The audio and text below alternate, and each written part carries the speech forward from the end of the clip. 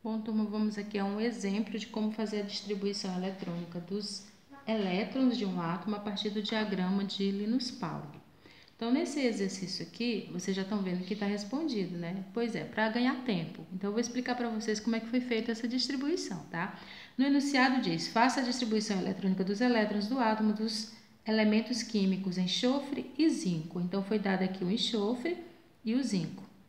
Então, a primeira coisa que a gente vai fazer, né, um de cada vez, eu peguei aqui um enxofre, coloquei o seu número atômico aqui, o S um pouquinho maior, que é o símbolo do elemento, com o seu número atômico aqui do lado.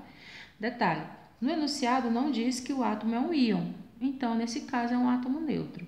O número atômico do enxofre é 16. Se ele é um átomo neutro, significa que o número atômico é igual ao número de elétrons. E o que eu quero fazer é exatamente a distribuição dos elétrons. Para isso, eu preciso saber quantos elétrons vão ser distribuídos.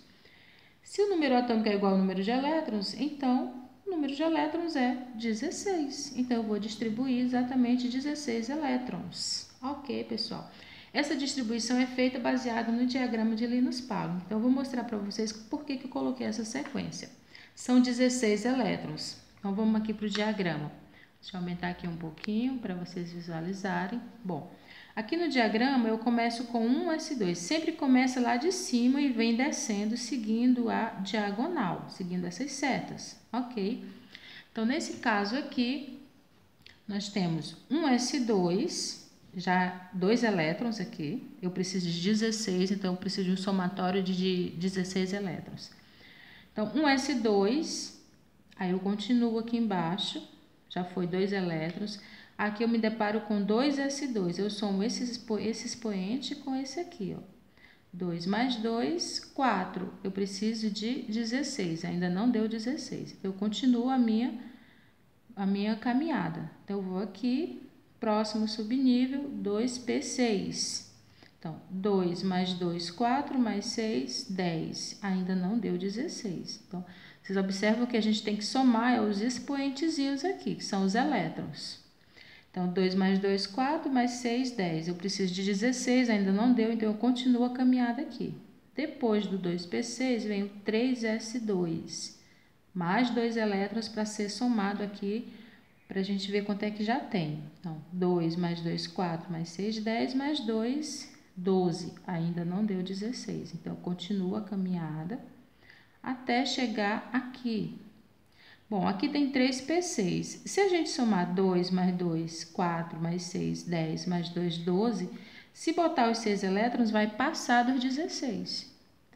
E eu não posso passar. Então, o que a gente faz aqui no último subnível? Bom, gente, aqui cabe até 6, mas isso não significa que eu tenho que botar os 6 elétrons. Eu posso botar menos que 6. O que eu não posso é ultrapassar essa quantidade. Isso aqui não pode acontecer. Mas eu posso colocar uma quantidade menor. Então, como quando chegar aqui, eu colocando a quantidade de elétrons que falta, eu completo 16, então eu vou parar bem aqui, mas eu não vou botar os 6 elétrons. Vou botar só a quantidade que falta. Então, seguindo essa sequência, tá aqui na nossa ordem. 1s2, 2s2, exatamente nessa sequência aqui.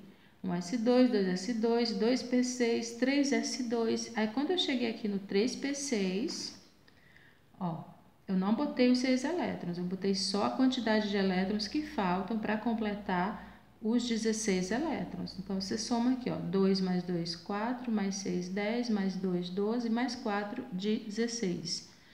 Ah, professora, eu sempre posso fazer isso? Pode. Você não precisa botar a quantidade máxima de elétrons que cabe no subnível. Você pode botar menos. O que não pode é ultrapassar a quantidade máxima, que no caso, o 3p6, e só cabe 6 elétrons. Menos que 6 você pode botar, mais que 6 não. Se fosse uma quantidade maior de elétron que a gente precisasse e ultrapassasse, nós teríamos que seguir a caminhada como a gente vem fazendo desde o início. Então, essa é a distribuição eletrônica para o enxofre de número atômico 16. Aí, para o zinco, do mesmo jeito, gente. Nós vamos fazer para o zinco do mesmo jeito que foi feito para o enxofre. Aqui eu já resumi. Também o zinco está no mesmo enunciado do problema, ele não é um íon, ou seja, ele nem ganhou elétron e nem perdeu elétron. Então, ele vai ter a quantidade de elétron igual ao número atômico. Se o número atômico é 30, então a quantidade de elétrons também é 30.